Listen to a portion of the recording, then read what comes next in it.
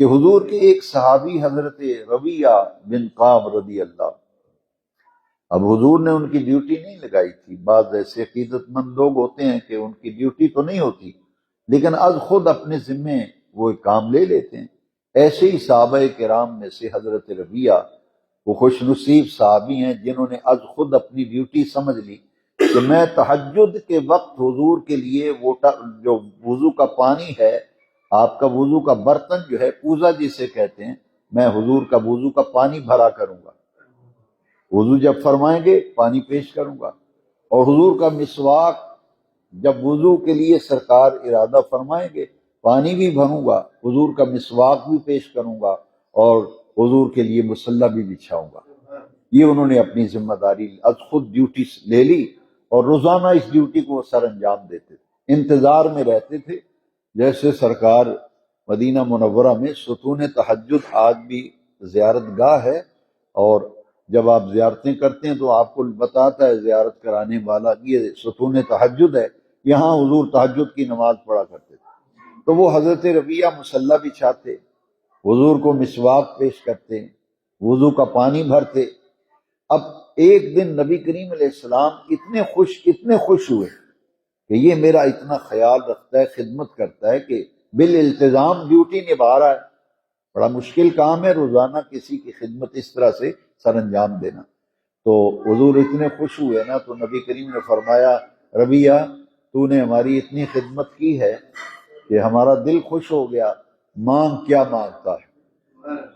اچھا یہاں یہ جو لفظ ہے نا حدیث شریف، میں چاہوں گا کہ تمام سامعین اس حدیث شریف کے لفظ کو ذرا دل کے اوپر لکھ لیں کہ حضور نے کیا فرمایا۔ یہ حضور کا ارشاد، آپ کو بہت سے سوالوں کا جواب مل جائے گا، بہت سی ایسی باتیں جو ذہن میں پیدا ہوتی ہیں ان کا جواب ملے گا۔ سرکار نے فرمایا سل ربیعہ، سل ربیعہ، سل یہ امر کا صیغہ ہے، سل کا معنی ہے مانگ، سل کا معنی ہے مانگ، سل ربیعہ، فرمایا مانگ کیا مانگتا ہے، سل ربیعہ مانگ کیا مانگتا ہے۔ اس حدیث کی شرح میں محدثین نے فرمایا مراد یہ تھی کہ تو نے ہماری اتنی خدمت کی ہے، مانگ کیا مانگتا ہے، تجھے کیا دے دیا جائے۔ جیسے ہمارے علاقے میں ایک بچہ تھا، اس نے قرآن مجید حفظ کیا، تو اس کے والدین آ گئے تو انہوں نے کہا کہ جی قاری صاحب جنہوں نے میرے بچے کو حفظ کرایا میں ان سے ملنے آیا ہوں۔ تو جو ان کا استاذ تھا نا اس سے ملا، کہنے لگا جی تسی میرے پتر نو قرآن حفظ کرایا، بڑی محنت کرائی، دسو ہن مجھ لینی جی کہ گاں لینی جی۔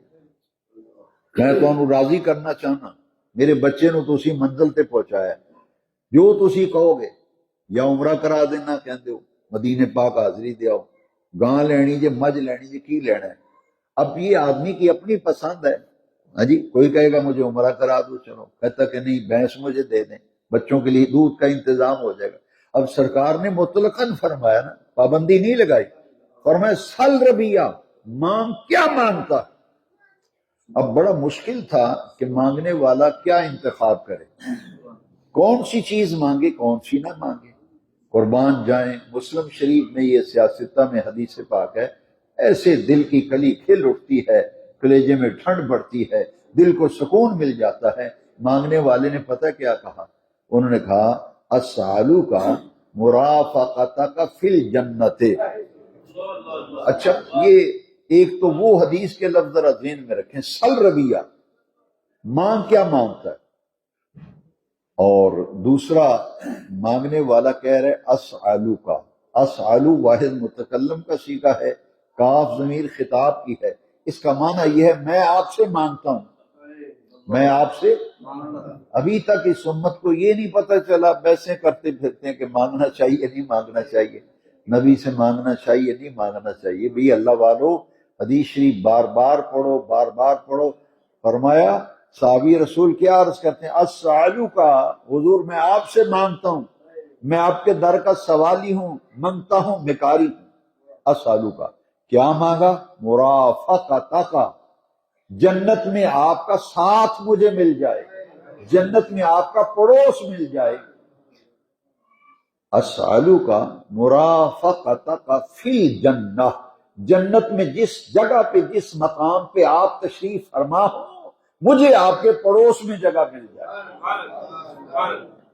جہاں جنت میں آپ جلوہ گر ہوں وہاں مجھے جگہ مل جائے۔ اسألک مرافقتک فی الجنت، یہ لفظی معنی ہے۔ مرادی معنی یہ ہے کہ جس طرح یہاں لوٹے بھی بھرتا ہوں، مسواک پیش کرتا ہوں، مصلے بچھاتا ہوں، جنت میں اللہ نے کسی نہ کسی کو تو آپ کا خادم بنانا ہی ہے جی، کسی نہ کسی کے ذمہ آپ کی خدمت ہوگی نا۔ اور حضور میں بس اتنا چاہتا ہوں جیسے یہاں خدمت گار ہوں، جیسے یہاں خدمت کرتا ہوں، جنت میں جہاں آپ جلوہ گر ہوں گے آپ کی خدمت اللہ تعالیٰ میرے سپرد کر دے، مجھے آپ اپنی خدمت اور غلامی میں قبول فرما لیں، جنت میں مجھے خدمت میرے سپرد ہو جائے۔ اب دیکھیے یہاں بڑا باریک نقطہ ہے کہ حضور نے جواب میں کیا فرمایا۔ حضور نے جواب میں کیا فرمایا؟ سرکار، یہ مسلم شریف کے حدیث کے میں لفظ پڑھ رہا ہوں، سرکار نے فرمایا او غیر ذالکا، او غیر ذالکا، جنت میں نوکری تیرے نام الاٹ کر دی، تجھے نوکری مل گئی، خدمت تیرے سپرد ہو گئی، او غیر ذالکا، اس کے علاوہ بھی کچھ مانگنا ہے تو مانگ لے۔ یہ صحیح مسلم شریف میں حدیث پاک ہے، او غیر ذالکا، کوئی اور مانگنا ہے تو وہ بھی مانگ لینا، لیکن مانگنے والوں پہ قربان جائیں۔ تو یہ آج کسی کی خدمت کرے نا تو وہ کہتا ہے جی 500 کا نوٹ اور دے دو، اضافہ کر دو، لیکن قربان جائیں۔ صحابی نے جو بات کی نا وہ دلوں پہ لکھنے والی ہے۔ صحابی نے کہا ہوا ذاک یا رسول اللہ، ہوا ذاک یا رسول اللہ کا معنی یہ ہے کہ حضور اگر آپ مل گئے اور آپ کی نوکری چاکری مل گئی تو پیچھے رہ کیا گیا ہے مانگنے والا؟ ہوا ذاک یا بھئی جب آپ کی نوکری غلامی مل گئی پیچھے رہ کے آ گیا مانگنے والا، ہوا ذاک یا رسول۔ اچھا آج ہم بڑے فخر سے کہتے ہیں ہم عاشق رسول ہیں، نماز پڑھتے نہیں، ہم مسجد کے رخ نہیں کرتے، دعوے کرتے ہیں بڑے لمبے چوڑے، نعرے بھی بہت زیادہ لگاتے ہیں، لیکن اس حدیث کے آخری لفظ بڑے پیارے ہیں۔ میں اپنا دینی تبلیغی فرض سمجھتے ہوئے اصلاح کے لیے کہتا ہوں کہ اگر نماز نہیں ہے تو کچھ نہیں ہے یار۔ نماز ہم پڑھے نا تو ہم کہتے ہیں جی بڑے عاشق رسول ہیں، مسجد میں حاضری نہ دیں عاشق رسول ہیں۔ بھئی یہاں دیکھو جنت میں نوکری مل گئی نا، جنت میں، اور حضور کا پڑوس ملا، مرافقتک فی الجنہ۔ انہوں نے کیا کہا کہ لگیاں نے موجہ ہون لائی رکھی سونے، یہ کہا کہ بھئی جنت مل گئی اور نماز روزے دی چھٹی ہو گئی۔ بھئی جنت میں حضور کا پڑوس ملنے میں کوئی شک ہے تو کیا انہوں موجہ کرنی چاہیے سن پہ ہوں جنت لگ گئی تو ہوں کیڑی لوڑ ہے نمازاں متھے کے سانٹ دی۔ سرکار نے پتہ کیا فرمایا، حدیث ساری سنتے نہیں لوگ، یہ آخری حصہ بہت پیارا ہے، بہت پیارا ہے، بہت پیارا ہے۔ فرمایا اگر رب نے تجھ پہ اتنا کرم کیا ہے نا، اپنے محبوب کا تجھے جنت میں پڑوس دیا ہے، جنت میں تجھے اپنی غلامی میں نے قبول کر لیا، اب تیری بھی ایک ذمہ داری ہے، تیری بھی ایک، وہ کیا ہے؟ غور سے سنو، اسی پر بات ختم کرتے ہیں۔ یہ پوری گفتگو کا خلاصہ یہ ہے، اتنی عطائیں ہیں تو فرمایا پھر ایسا خیال کر علیک بکثرت السجود، علیک بکثرت السجود، فرمایا اب کثرت سے اپنے رب کو سجدے کیا کر، یعنی میں نے تجھے اپنے قریب کیا ہے، میں نے تجھے اپنے جنت میں ساتھ دیا، تو بھی کوئی ہمت کرنا قریب آنے کی، تو بھی قریب اپنے آپ کو اس قابل بنا، میں نے تجھے جو مقام دیا ہے، جو مرتبہ ملا ہے، تو بھی اپنے آپ کو اس قابل بنا اور اپنے آپ کو اس مقام پہ لیا۔ وہ مقام کیسے ملے گا؟ فرمایا علیک بکثرت السجود، علیک بکثرت السجود، اپنے رب کو کثرت سے سجدے کیا تھا، یعنی پہلے سے زیادہ عبادت گزار بن جا، پہلے سے زیادہ عبادت گزار بن جا۔ پہلے 5 نمازیں پڑھتا تو 6 پڑھ، 6 پڑھتا تھا تو 7 پڑھ، 7 پڑھتا تھا تو 8 پڑھ۔ جی یہ آپ نے علماء سے سنا ہے کہ ہمارے اوپر 5 نمازیں فرض ہیں، کتنی؟ اور نبی کریم علیہ السلام پر 6 نمازیں فرض تھیں، حضور پر 6 نماز، تہجد کی نماز حضور پہ فرض تھی، وَمِنَ اللَّيْلِ فَتَهَجَّدْ بِهِ نَافِلَةً لَكَ عَسَىٰ أَن يَبْعَثَكَ رَبُّكَ مَقَامًا مَحْمُودًا۔ پہلے فرض تھی حضور پر، بعد میں اللہ کریم نے اس نماز کو حضور کے لیے بھی نفل کے درجے میں کر دیا۔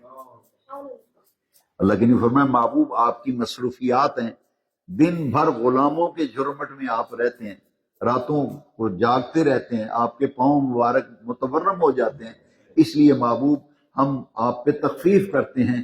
آخر میں نبی کریم علیہ السلام کے لیے بھی اس نماز کو نفل کر دیا گیا، لیکن پہلے تو 6 نمازیں فرض ہیں۔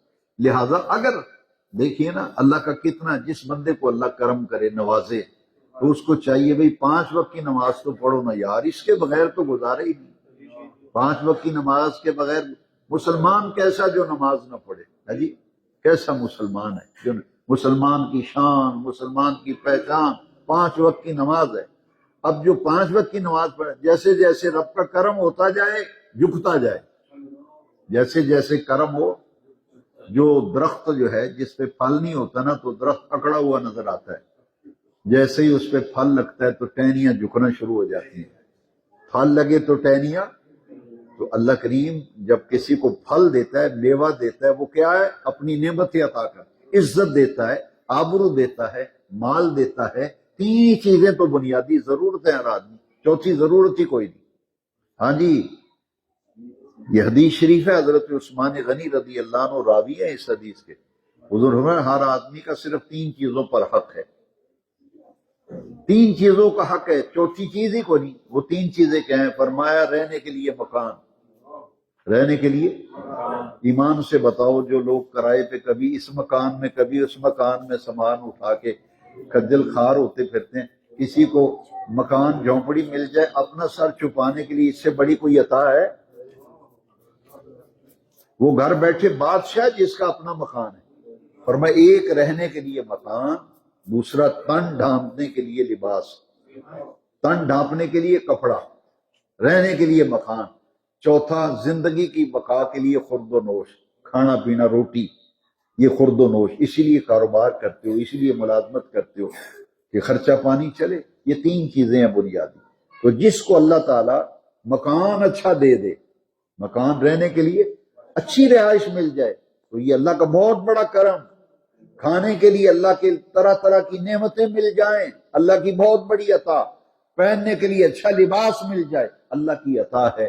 تو جب یہ عطائیں رب کی اتنی ہیں کہ رہنے کے لیے مکان بھی اچھا ہے، کھانے کے لیے نعمتیں بھی ہیں، تن ڈھانپنے کے لیے اچھا لباس بھی ہے، تو ہمیں کثرت سے اپنے رب کی طرف رغبت کرنی چاہیے، اتنا ہی جھکنا چاہیے جتنا جتنا میوہ اور پھل اللہ کی بارگاہ سے ملتا جائے۔